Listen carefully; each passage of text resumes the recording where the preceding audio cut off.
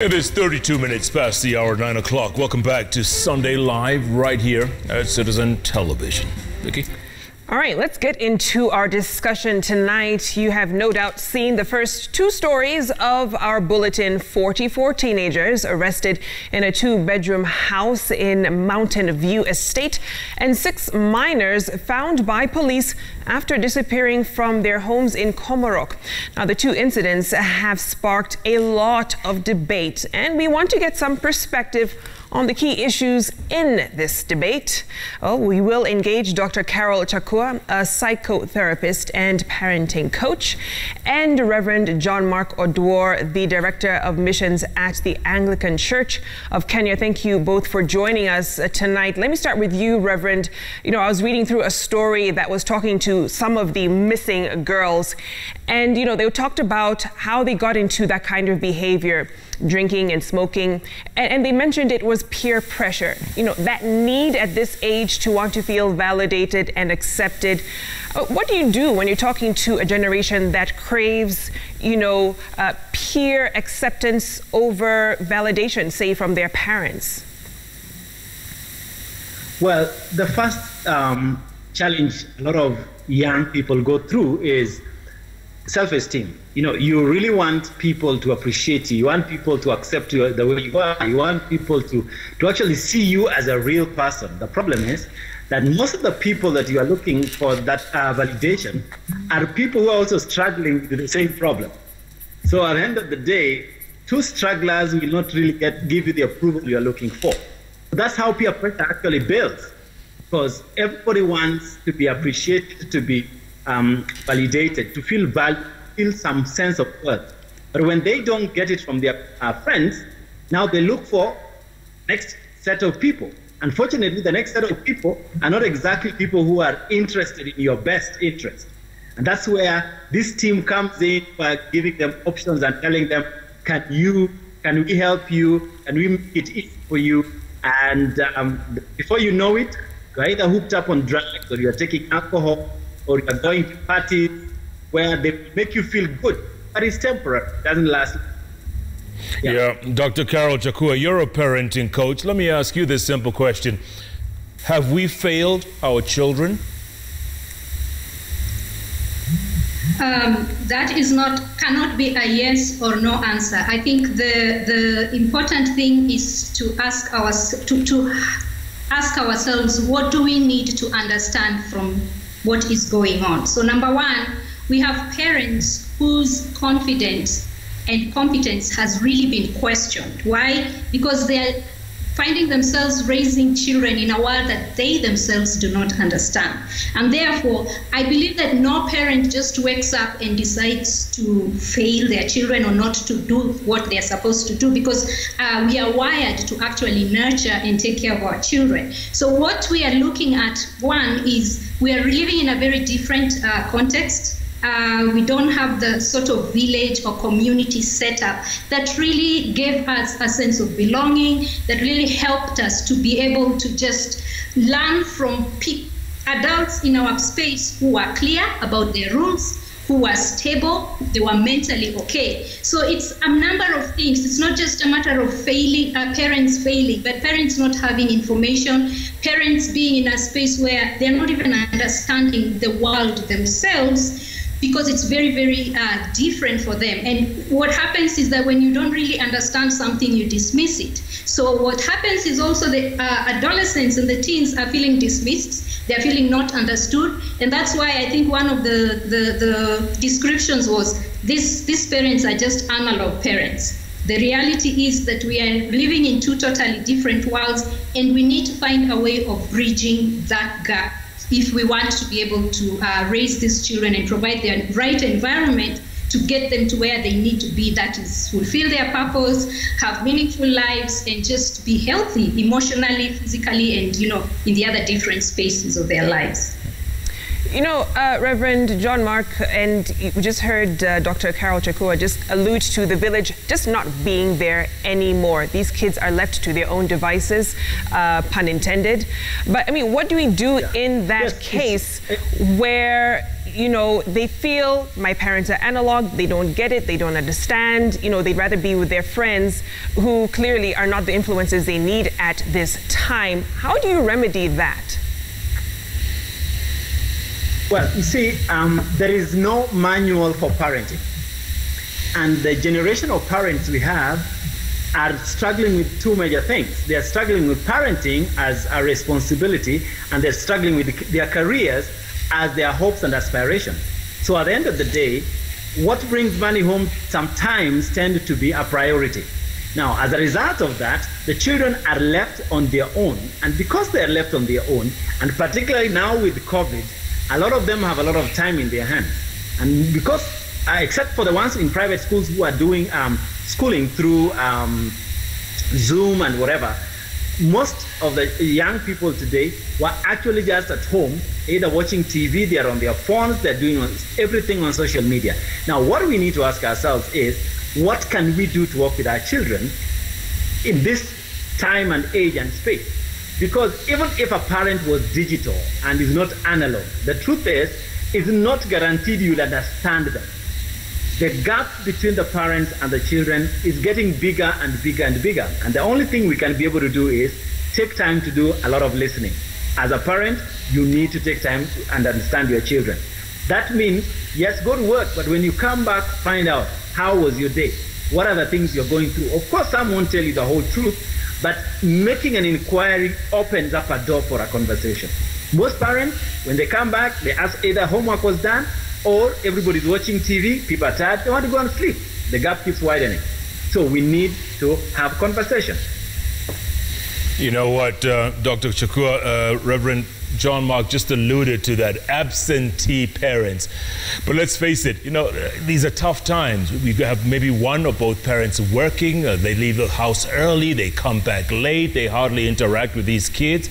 These kids are left on the internet. The kids are left watching stuff they should not be watching.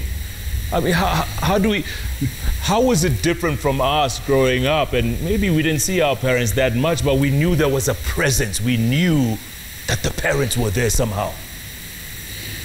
I think the difference... Go on. Sorry, okay, Dr.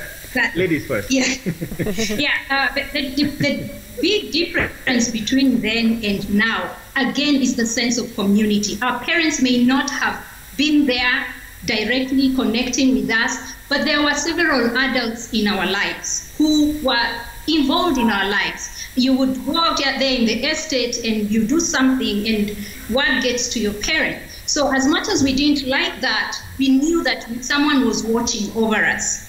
And when it comes to now thinking about how to spend quality time with our children now in the present, one of the things that parents can do is really just start small.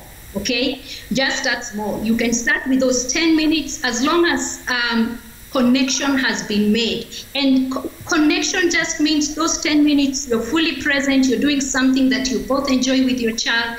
Let me tell you, connection, children will respond to us better when they feel connected to us. We were connected when we grew up. We were connected to several adults and they were interested in our lives.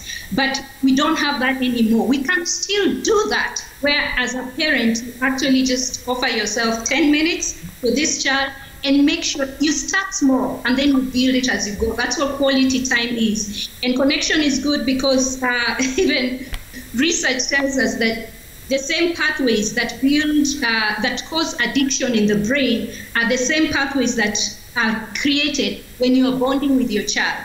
So how is that for motivation? To spend 10 minutes, just 10 minutes to begin connecting, because it takes away their need to start wanting to be connected to things like drugs and get lost in addiction. And Jeff, I would mention just maybe three things. One is that, you know, we grew up in a generation, and I'm sure you can bear witness to this, when rules were rules.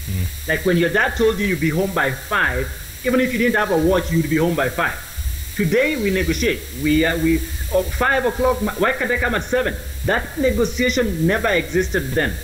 That, I'm not saying it needs to come back with a hammer, but I'm saying that there is a need for us to be able to know that there are rules that can and should and must be obeyed. Because there are places where we work. If your boss expects you to be in the office by 8 o'clock, You don't give an excuse and say, can I come at 10:30? No, the rules work. That's the real thing. The second thing is, we grew up in a time when a lot of responsibilities were also given to young people, not necessarily to make them do the job for the others, but they learned as they grew. I can give an example. I learned how to cook ugali when I was 10 years old. Not that I was, but I had to. But today we have a house help. We have more, some people have even more than one house help. The children sit and play on their phone and watch TV. But the last one, which I think is key, is the issue of sharing values. You see, if I tell my children that I don't want you to do 1, 2, 3, and I'm doing the same, there is no way that child will believe me or take me seriously. So the values we want to uphold, we must be able to do to actually show them by an example. So for me, I think the generation we have are seeing parents going west while they are being expected to go east. And the truth is, they're not on the same path. You know, Dr. Carroll, let me bring you in here because Reverend John Mark mentioned that we've moved from, rules are rules to now negotiation, which really is now flat out rule breaking. Some of these kids do not care about what their parents tell them to do. That's a reality. You know, and in these cases where they've been caught, you're having a scenario where the damage has been done. Right? So how do you now have a conversation with a teen who is already sexually active, has already taken those substances? You know, where do you even begin? Well, you begin with where you are as a parent. I usually say one of the biggest barriers for us parenting well is guilt. Because a parent like that is already plagued with so much guilt that even as they are coming, there's no clarity there. They're just wishy-washy and shaky, and they're really blaming themselves. So, you know, you really need to work on that. You really need to have compassion on yourself, forgive yourself, see where you went wrong, and clear that space first. So once that is out of the way, you sit down and look at this child. Remember, they are still children, they're still under your roof. Once you are not parenting and coming from a place of guilt, you are more confident because you're like, I can deal with this child with the authority that I have. So that is where now you go, you sit down with this child and from a responsive as opposed to a reactive place. Because most of the time, because you're feeling guilty, you're feeling fearful, you're panicking, you come at the child, you go on and rant and take away all their devices and do all that. But remember that the more you react, the more you push them away. So invite them in from a place of, I'm just curious. Tell me what is going on with you, okay? Let them talk. I know it's not easy, okay? It's not easy to do that, especially if they've gone too far down. Because what you want to do is really get information about where they're at. Some of them may need to see a therapist. Some of them may need to go to rehab. We need to be able to know where they are at before now we take those next missions. The other thing is to now start having ongoing conversations. And those conversations, you have to be very clear about what is negotiable and what is non-negotiable for you. When it comes to putting boundaries, we can't just have 10 non-negotiable rules and nothing else that is negotiable. Because our children also have come in with a sense of a sense of the need for independence and power. So as you're having those conversations, there has to be give and take, not give and take where you're just negotiating on the same level. Remember, you're still the person in authority, okay? So you have to be clear before even you come into that conversation. What are my non-negotiables? Is it curfew? What time is curfew? This is the time I expect you to be home. And if you come at a later time than this, these are the consequences. Sometimes our kids try to push, that's when they start telling us, oh, you're unfair, other parents are not doing this. We need to be clear about what our non-negotiables are from a place of guilt-free. Remember, you've already taken away that. So you're clear about what your non-negotiables are, what the consequences are, and when they break them, be consistent, be firm, do not allow them to push you back. And then remember, if they're really engaged in these other, drugs and all, you really need also to get information yourself about what the effects are as you're having those conversations, give them factual information. Don't just be ambiguous and give threats. Also come to them with facts. Yeah. Reverend John Mark, Dr. Carroll there just talked about negotiables and non-negotiables, like we're talking about treaties here. But here's the deal. Here's what's shocking to me and probably many parents around the country and the world, is that these kids have no remorse. When they're busted, it's like, oh, okay, mtadu. Yes. So coming back to your point earlier on, we need to go back to the way things were. And, you know, some solutions are, let's go back to corporal punishment. Chopper these kids. Well, sometimes I wish that could happen, Jeff, but we've reached a generation where they can quote for you United Nations human rights charters and children's abuse and all that stuff. So they may not necessarily go back to the corporate. Well, it's healthy. The good book says, spare the rod, spoil the child. But we need to, like Dr. is saying, one of the things we need to do is, I believe that we need to do more of educative other than corrective conversation. Educative conversation means I tell you, like she's saying, we agree on the boundaries. We agree on the things you shouldn't do. Now that you've done them, these are the consequences. But now that you've gone to that extreme end, how then do I pull you out? Now, when we are pulling you out, we start with the boundaries like she's mentioned. But for me, one of the key things that would be healthy is this, that we need to deal with this thing of entitlement, because we have a generation of people who believe they are entitled to a lot of things. They're entitled to their phone, they're entitled to their free time, they're entitled to hang out with their friends, they're entitled to go out like other people do. But I also tell them that, are you also entitled to a rehab? Are you also entitled to, like now with COVID, are you entitled? Because if they don't see those realities, and like she's saying, if you don't have facts, they don't live in the generation where you do it because dad said so, or you do it because mom said so. They need facts. One of the things I've learned to do is sometimes take a trip with some of these kids to some of the homes and rehabs and places so that they actually can see the potential that they could actually be. Because, Jeff, it is sobering when you see someone, maybe at the age of 10, in a rehab. Even if you are in your worst case scenario, you would wake up and say, I don't want to go. Now, you see, such are the facts that they need to be able to be shown by parents. But like we said, a lot of our parents are busy, may not think about that, but that's the consequence of sometimes putting premium on something else while you have others. There must be a balance. Maybe one thing I tell parents sometimes is, if you have a lot of premium on your job, you cannot be fired from this one, or parenting. The other one you can be fired. You can lose your job, yes, but this one you can't be fired, and we will all know if you fail. You know, the other one, if you can have an excuse for being fired, but this one we will know when you fail. So give it as much premium also as much as possible. If your children have gone to the extent, like now we are saying some are going this far and feeling no remorse, don't give up. We can't give up, because this one you can't afford to fail. Great point there. Yeah, parenting is the eternal job, if you will. I mean, the question is now with this generation, Jeff, is what will the wake-up call be? You know, spare the rod, spoil the child. Yeah, as the good book says. We're paying for it, huh? Yeah. So look, do you talk with your team? It works, Jeff, but it depends on the age, because there's an age now. At 17, you don't want to use the rod, but then there are things you still must do. A parent will always be a parent. Jeff, I'm sure that if your dad was around, he'd be calling you, boy, come here. To him, you're still a boy. No? And that's the same thing. He is still a parent until he leaves this earth. So every parent, you can't afford to give up. All right, Dr. Carroll, you had a comment?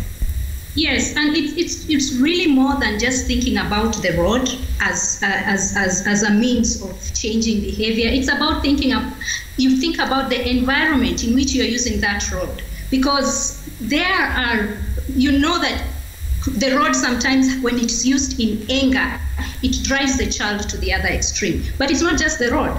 If you use timeouts when you're yelling at your child, if you send them to the corner or you take away the privileges, what is the environment in which you're using this consequence? Because that's what will determine whether this child is learning any lesson at all. And remember, discipline is about learning something. It's not about making a child feel bad about what they have done or embarrassed or feeling so much pain. It's not about you, the parent, feeling, oh, nilimchapa, now I feel better about it. It cannot be about you. So you really need to think about the environment in which you're giving any of these different consequences.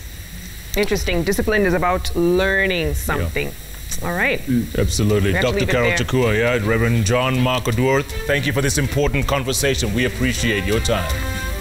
All right, take a short break here on Sunday Live. Yes, we have a national